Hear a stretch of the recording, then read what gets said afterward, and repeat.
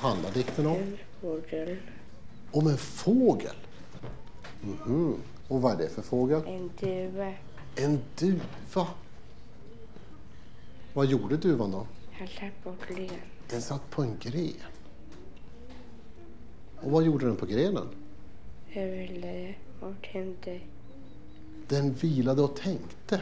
Ja. Vad tänkte den på då? Inte ha pengar. Vad sa du? Att inte ha några pengar. Den hade inga pengar. Oj.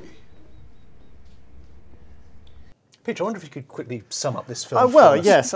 It's a bit like the summarised Proust competition in Monty Python. Well, it is another captivatingly strange and dreamlike and painterly film, to use all those adjectives that are always used about Roy Andersson. No, not quite right, but sort of right. And it's a series of dreamlike tableaux, photographed usually from fixed camera positions, the visual composition of which is extraordinarily meticulous and detailed. Andersson uses this deep focus technique, which has the curious and rather fascinating paradoxical effect of drawing your eye to the back wall. You see what's in the foreground, then what's in the middle distance, which is usually the players, the characters, and then you find yourself looking through the window at the back and trying to see what's happening out of the window, because there is an extraordinary self-enclosed universe that he brings magically to life in every scene. I've never seen anything like it. It's about the deep focus, and it's about the what I can only describe as the dramaturgy that he brings to it.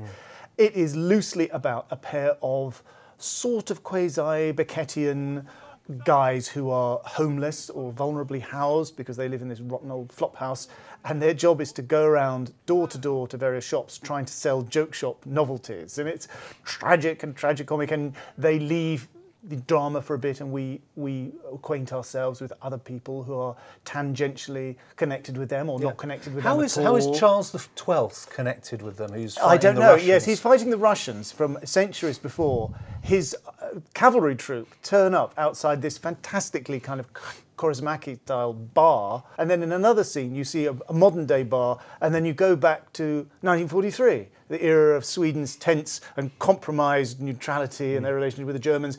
And then, out of the blue, Andersson takes it to the next level, I think. There's a new darkness in this film, something much more shocking, which I don't remember from the last two films. It's as if he's kind of moving forward at this kind of dreadnought slowness towards something terrible.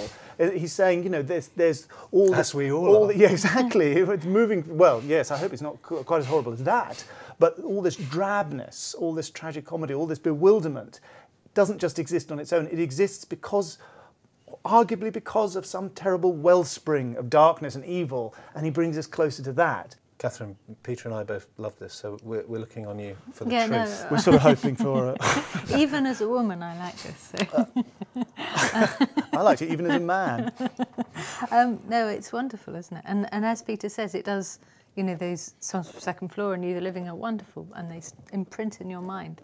But this just does something much deeper and much more kind of troubling and moving. And it's one of those films that very richly rewards reading press with him and finding out the 1943 stuff and that song. Is that important? Yeah, it is actually. I'm not going to blow it for you. But yeah, and the copper thing and all that. There's sort of lots going on. It's not just kind of random. I think everything is very, very fixed and reasoned and stuff, which is interesting and unusual. And I mean, it's part of a big, you know, I mean, you could sort of, this sort of new surrealism that's not just irritating. Yeah. It's quite a thing at the moment, and and this is an amazing film.